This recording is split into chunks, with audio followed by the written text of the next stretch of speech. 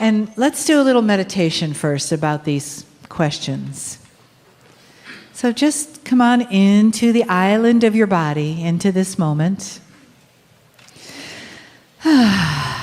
Take a breath. Just gather all your energies back into you, into now. Take another breath.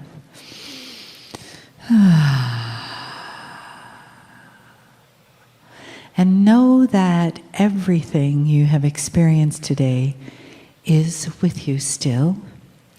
And we're asking to just put that in a soft place so that we can all be present to this last beautiful part of our day together.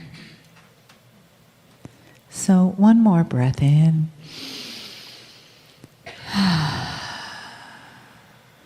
And feel the presence of the Kryon entourage in the room as it has been potentiating throughout these past 2 days.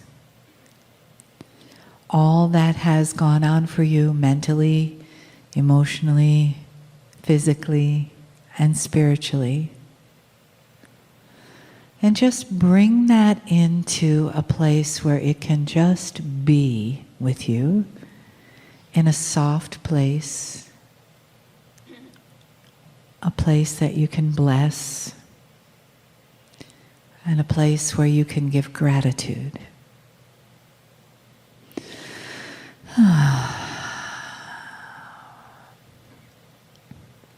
And continue to bring your awareness closer and closer into this present moment.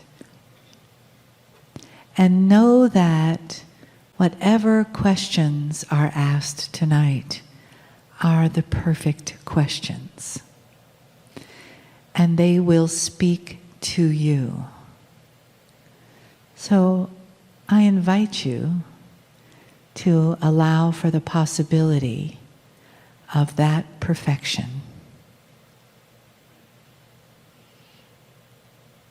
And so it is. The entourage which has been will remain. Greetings, dear ones. I am Kryon of Magnetic Service. And so those we invited in last night are still here. And they've been here all day. And some of you have felt them when you came into the room, and others of you have felt them as you listened to the information given this day. Although the day was about teaching, there are some things that were taught that would create an aha experience in some of you. And that is enhanced by those who we invited into the room. There have been questions already, answering in advance, even some that are in the bag, about where does your help come from? And in a linear way, you wish to visualize the God in the sky as the authority figure, the one who helps you as you are poised, asking with your hand out. And I'm going to tell you, it is time to take responsibility for good things in your life. And so therefore, when there are healings, you did it. And therefore, if there are things today that would ring true to your heart that you wanted to hear, epiphanies perhaps, that is to say, awarenesses, validations, and you want to know where they came from, I'll tell you. You've got a support group around you. You've got the ancestors standing, holding hands, looking at you. You're a piece of the creative source. Do I really have to tell you where it came from? It is a confluence of spiritual maturity and intelligence that is responsible for the human being's awakening into the next level. And I've just answered a question, another one in the bag. But you've got to know this, even in advance of the questions. Now, not all of the questions will be answered. I know that too. At least not to your satisfaction. And I know that. One of the reasons we do not do this more often is because the collection of consciousness that would ask the questions does not normally suit the energy of the channeler. And so we select very, very special old soul groupings in order to do this. And then I've told my partner to make sure that others will hear the answers. For it is the old soul in the room who has the ability and the maturity to put together certain kinds of questions that will trigger what the message is of the day that needs to be heard from those who are listening perhaps at another time. And that is the way of it. The first question, please. Could you please speak about multidimensionality? I have heard that there are 11 versions of ourselves plus our higher self. From your perspective, is this so? Are some of the versions actually our guides, as mentioned yesterday in the second grouping of our consciousness? The answer will be nonlinear. The question is linear. And I will try to, again, create an answer which will help you to discern what is really taking place. Do not count the versions. Do not identify the dimensions. And as I said yesterday, it is in a soup, and the meal has been cooked, and the seasoning is in it. Therefore, multidimensionality is the name we would give to the human soul, which is reflected within the corporeal body, for there are multidimensional aspects even of your DNA. So there is information being broadcast, you might say, from the multidimensional soup of what you call your Merkaba all the time. Your guides are part of it. The higher self is part of it. That which is in your DNA instructions, which are quantum, are part of it. And those who are on the other side, who have your soul ID, are part of it. But you want to know which part is which. What color are they? What do they look like? What are their names? Dear human being, this is so understandable. This is how you're trained. All of you. And part of the evolvement of the human species at this point in time is to get out of the training. To drop the traditions that have been taught to you, even in the New Age for so long, and start to see an amalgamatum, a confluence, a putting together of the parts in a way that you have never, ever seen before. If you start seeing yourself as a whole, as an entirety, and stop trying to pull apart or identify the pieces and the parts of the multidimensional human being, you can start to relax. It is as it is. I am that I am. And you never heard Spirit give instructions to say, I am that I am, and these are the parts. It doesn't work that way. And the intellectual who is spiritual wishes to know. It is not knowable. For the soup is the soup. And it's all together. The guides are part of the corporeal human being. Those on the other side of the veil are part of your higher self. The energies in the crystalline grid are a reflection of the actions of you. Your higher self is there as well as in the magnetic grid. You're everywhere. And on purpose. The question is honored. But it indeed shows that you still wish to count the parts. Not today. Next. Would you please speak about why the planet was populated by 5 to 7 to 9 centered beings as per human design, and how this relates to advanced Lemurians? You should know this, dear ones. Lemurians were not the end-all of humanity. They were beginning human beings. Human beings took millions of years to develop to a point at which you were ready to be seated by the Pleiadians.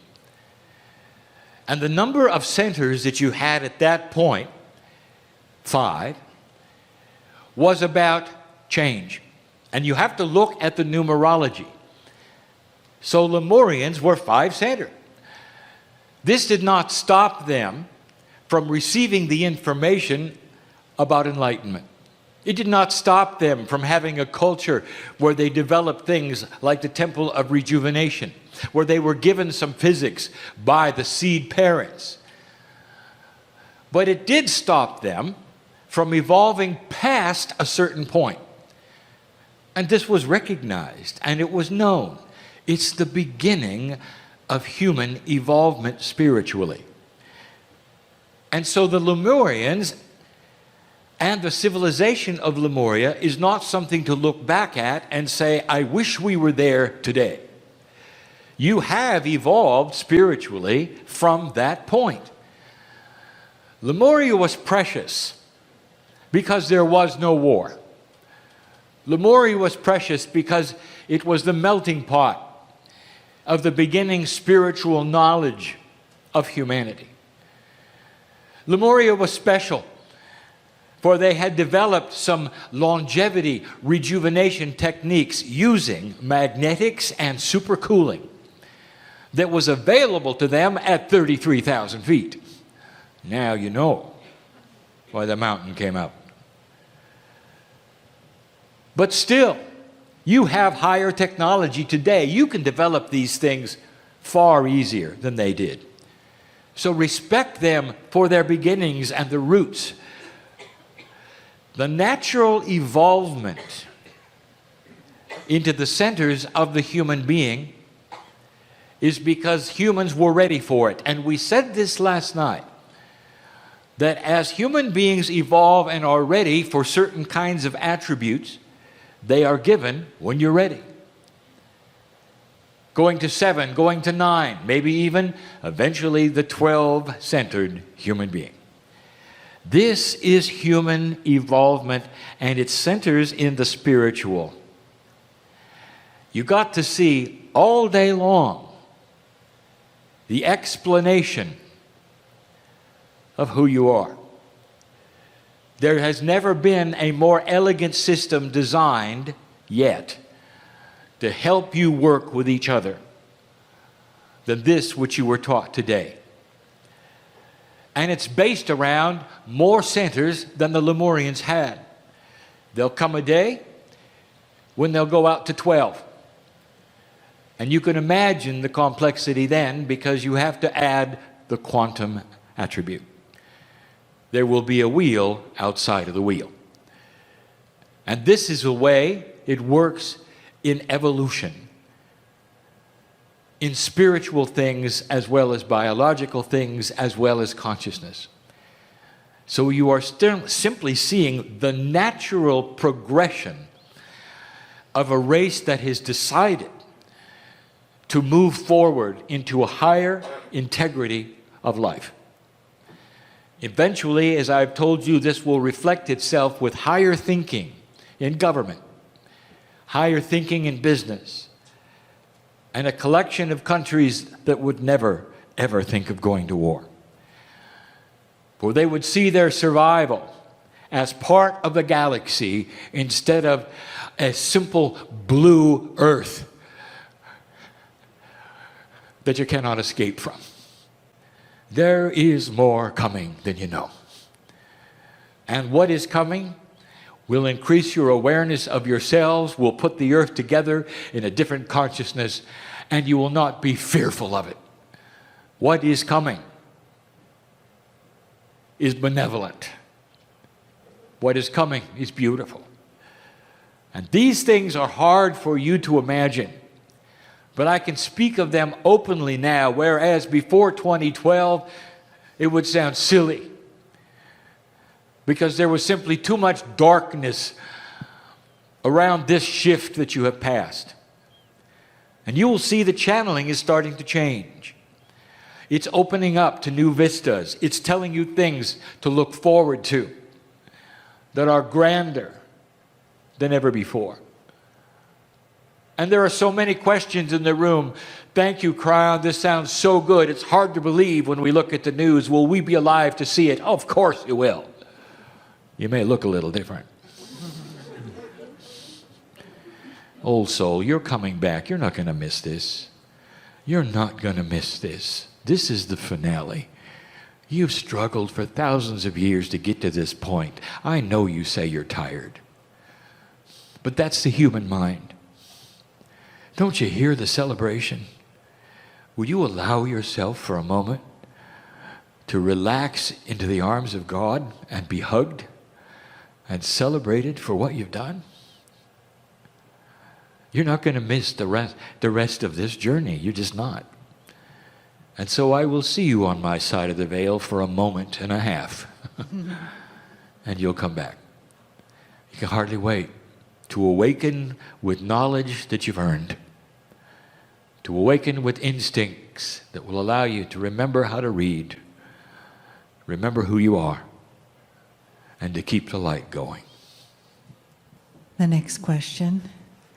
There have been past advanced civilization on Earth. What consciousness attributed to their demise? It depends on how you define advanced. There has never been a higher consciousness than the one in the room on the planet. Did you know that? Advanced civilizations can be advanced in many ways. Advanced in their ideas, advanced in the technology, perhaps, and there have been, but not in the advancement of awakening to what is inside, dear ones. And what has been their demise almost exclusively has been that they did not advance the spiritualness with the rest of the consciousness. And there comes a time when they hit a wall, and without a high degree of consciousness and awakening, they tend to destroy one another. And this is where you were going. Are you aware of that? Think of the prophecies of when you were born. My partner teaches this every time he stands on a stage. Think of the prophecy. And the prophecy said you weren't going to make it. And you had the weapons that would assure you would not make it. And they were all pointed at each other when the prophecies were given. Is it any wonder we would say to you, there have been others that faced the same thing? An elevated technology without elevated spiritual thought creates the demise of a civilization. And that is the answer. You have to have them together. And the one that should be on top, always, if you have to have a hierarchy, is the one that searches for the creative source. And that one, my dear human beings, will be the catalyst for all the others. And for the first time in human history, as predicted by the ancients, the earth starts to balance itself. And humanity starts to see in its wisdom a way of unifying itself instead of separating itself. And human nature itself will start to shift. Human nature itself. And you will see it in the children first, for they will have ideals that you will wonder where they came from. Integrity. You will wonder where it came from. And it will be the opposite of what you were taught is human nature or what you experienced before when you were a child as human nature. Where a child does not have to be taught that stealing is wrong. It is intuitive. Where a child knows about God because it's intuitive. Where a child knows perhaps, even perhaps, that they've lived before because it's intuitive. This is an elevated consciousness. And with that will come the technology. And with that will come the communication with the galaxy. And with that will come the beginning of an ascended planet. Now, I can't go to the next question before I tell you this comes with a price. And the price is patience. For humanity will not suddenly awaken. There will be times when it seems to go backwards, where you stand there and you're the only one saying, I see the light. And everyone around you is saying, well, you're a fool, because there is no light. And I'll tell you that this is the way an evolving planet has always worked, in waves. 2 steps forward, 1 step back, 2 steps forward, 1 step back, 5 steps forward, a half a step back. And it's a progression that you can see. But in the process of the progression, there is time that must pass. And we've called this before the planting of the seeds. You've got 18 years to simply plant the seeds. I didn't say anything about them growing. This happens through generations. Can you celebrate something quantum with me? Can you go to a time? This is not morbid, dear ones. This is beautiful. Go to a time when you don't have your body. The one that you have right now, the only one you think you have right now, and you're not in it, you're in another one. And you've come back. Don't make up your mind what it looks like, who you are. I'm just saying, go there with me. And you stand there looking at an earth that is so different from this one. And because you are now living longer, you can see actually the evolving spirit of humanity. You can look around and you can see that there is no war. There are still groups that don't agree with each other. That's going to be forever. You understand that, don't you? That's free choice. But no one's killing each other for it. And you look around and you see groups of belief systems that are all unique. And they have grown out of the belief systems that you have today, except something has happened. They all respect one trunk of the tree as the creative source. And they worship differently. And they may have doctrine. And some of them are beginners and some of them are not. And they all have their way of honoring the creative source. And none of them point to the other and say they're wrong. For they all acknowledge that at the core they have come from the same place. The same love is in all of them. They have their specifics. And they look backwards and they say, there was a day when we killed each other because we didn't agree. How quaint, how trite, how barbaric. And what I have just painted for you is the potential we see with you. Alive, healthy, with longevity due to awareness, consciousness, and technology, looking at the planet in the future. To us, it's already there. To you, old soul, you've just simply passed the marker and beginning to plant the seeds. But you're going to be there. You wonder why we love you the way we do. You wonder why the creative source has compassion pouring out of the center. You wonder why we want to take your hand and make you feel better. You wonder why we're asking you to stop counting guides. And instead, count on us. Next question.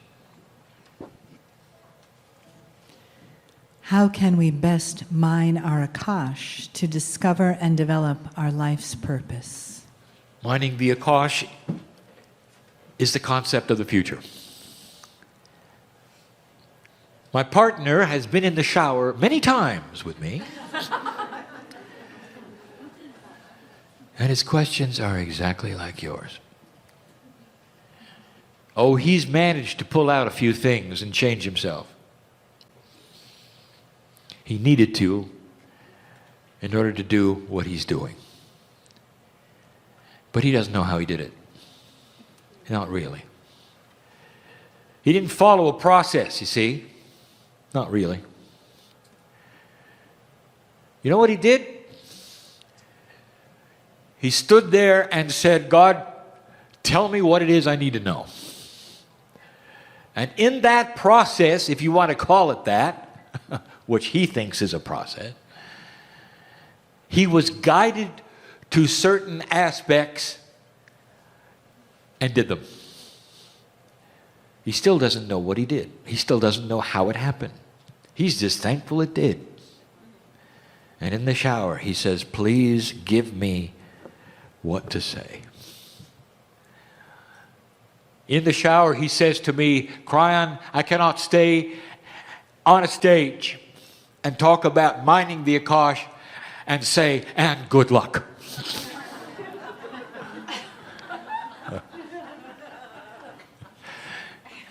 It's coming.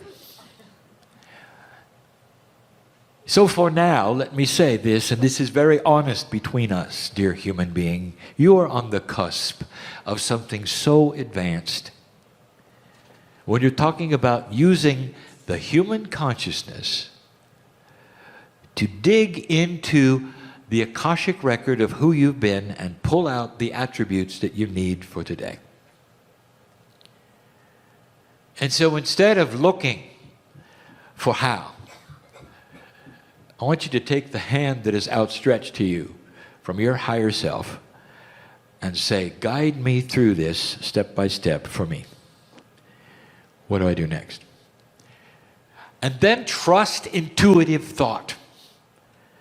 For there will come instructions. For my partner, it was about his diet, which then became his paradigm of metabolism. His intuition said, stop eating this and that and that. And he did. And from that, it became, now, do you want it anymore? And the answer was no. And his body said, congratulations, we are now somebody else. You earned it. But you had to start in 3D and in a linear way in order to get to the place where it became a reality instead of a diet. In the case of the other things that he has accomplished, he has done it through steps that were given to him through his intuition, one at a time. Because he simply said, tell me what it is I need to know. That's the very best question you can ask of your innate. And by the way, that's who to ask. Ask yourself. Your innate is the intelligent, multidimensional part of your body that knows all about the corporeal confluence of energy between 3D and multi-D. It's smart. It knows more than your human consciousness knows. And it is the one who will then give you the intuition to accomplish the things that you wish to do regarding mining the Akash. So I just gave you some information that even my partner didn't get. He thinks it was coming from us. It isn't. You earned it. You're carrying it around with you. So get on with it. You can do it for yourself, with yourself, if you can cross the bridge to the innate body. And the way my partner did it, and the way we have given in parable after parable, is to sit and say, dear God, dear body, dear innate, because you're all together, tell me what it is I need to know. That's the fast track, and yet it's the one that is the least popular. It requires you to do things that you haven't done before. Talk to yourselves. Understand that your innate, that is your intelligent body, is part of your consciousness and part of you, but the one that you cannot necessarily get to automatically. Isn't it interesting that the human being will sit and meditate for hours trying to get in touch with their higher self so they can cross the bridge to the other side of the veil and never once talk to innate? Did you ever think about that? I think it's time you started to understand that this is a full body experience. And that's how you do it. And many humans are not ready for this. And so I tell my partner in the shower, not yet, but soon.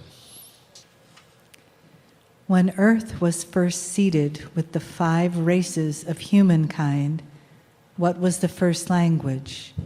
And was it one language shared by all, or did each of the 5 have their own language?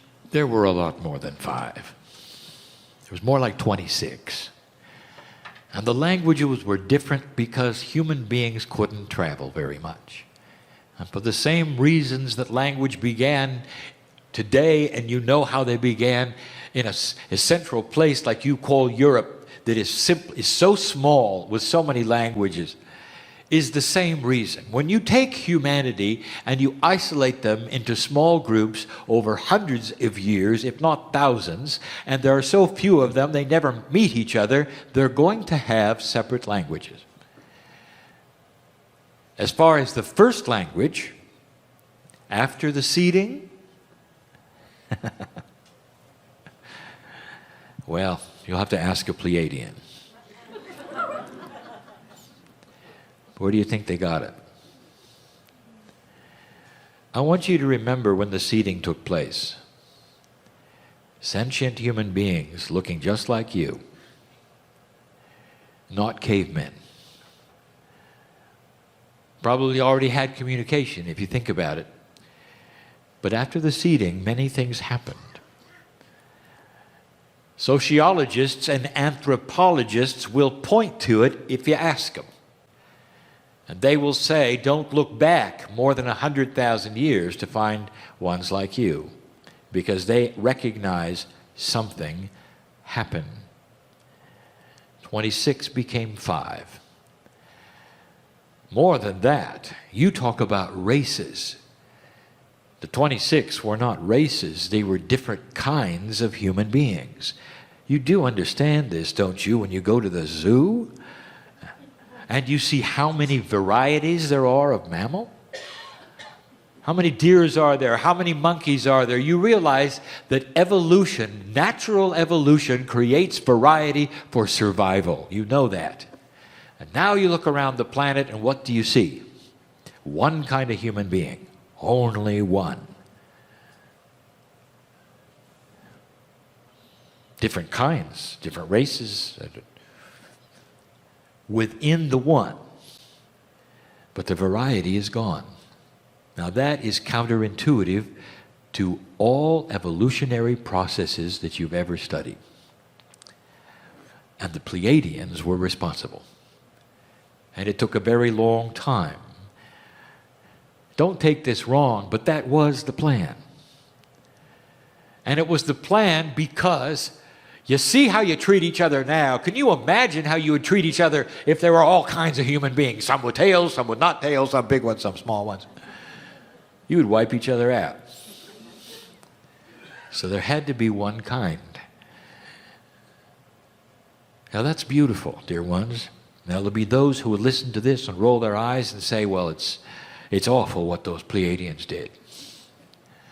This is what happened to them when they were seated. Did you know that? You have to ask an Arcturian about that. The grandparents of the Pleiadians. I didn't say the parents, for there was one in between them.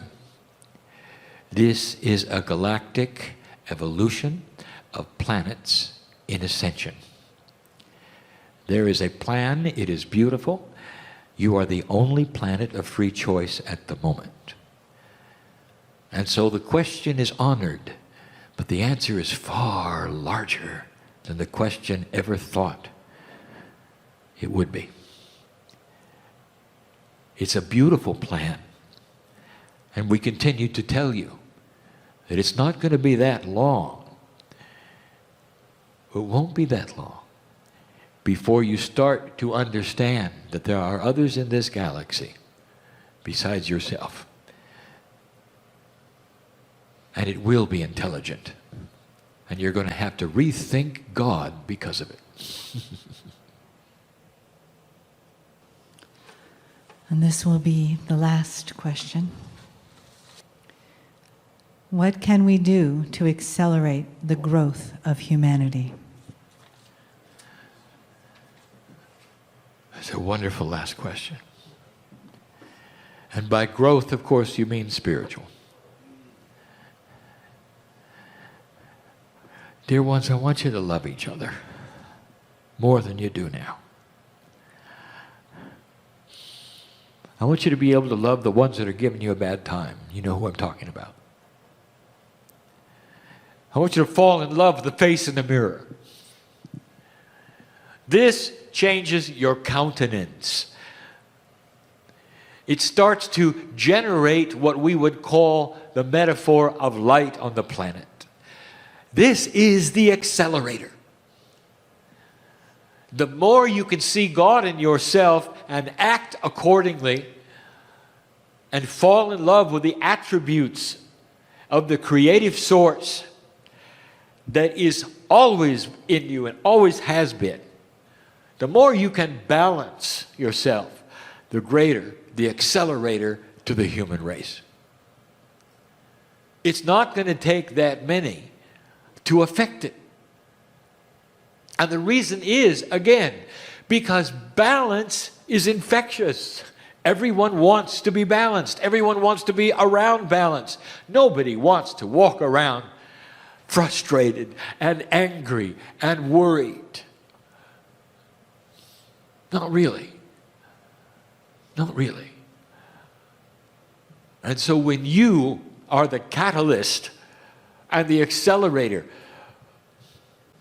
by showing the God in you, you'll gather a crowd just walking out of your house. I guarantee it. And the people in the shops will know you and remember you. And wherever you will go to buy groceries, they'll remember your name and stop you. And you'll know that you're different. And you'll be peaceful in that. They may even want to accompany you, go to lunch with you.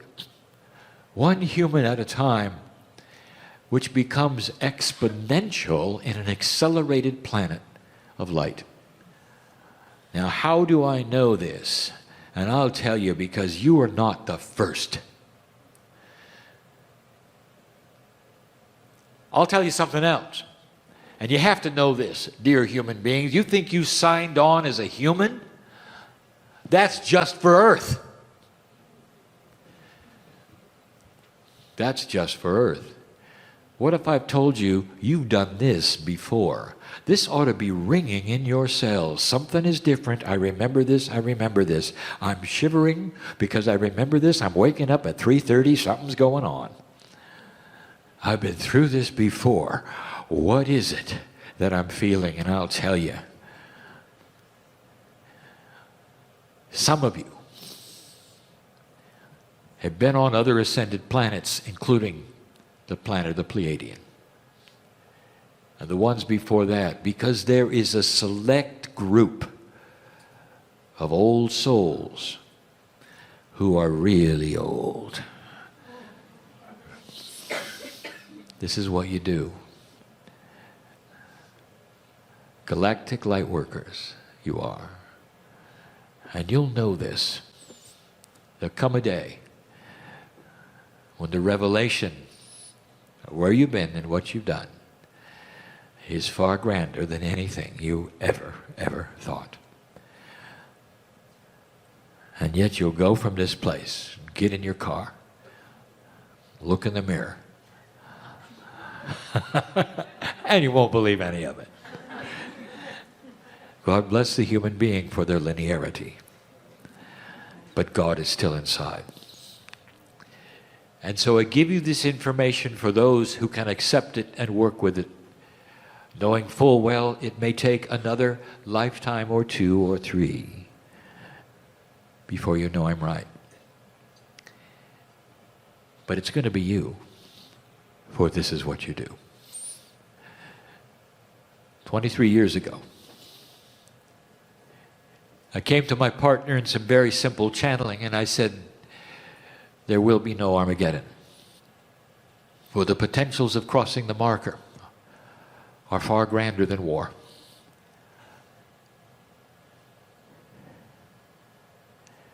It was the beginning of the precession of the equinoxes. The first of the 2 18-year windows, which would center on December 21st. And there was many awakenings and other channelers that came along at the same time. Check it out.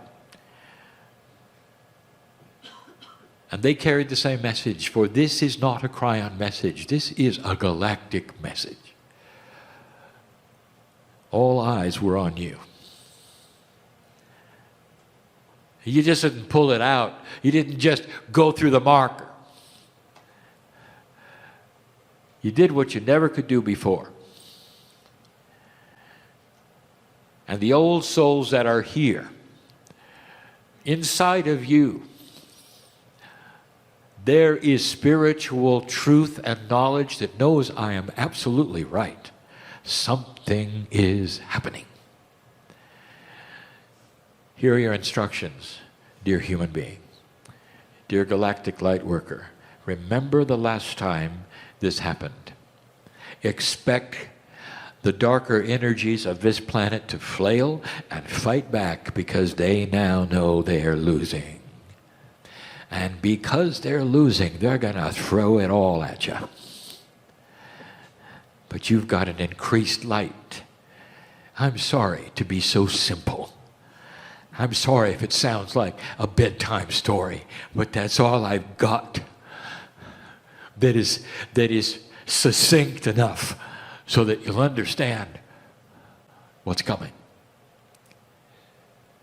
You're going to win. We saw it 23 years ago. That hasn't changed. But in the process, there's going to be a few times where you'll question it. And when you do, I want you just to sit and say, I am that I am. God, tell me what it is I need to know. And the spark inside will respond. And all will be well. And so it is.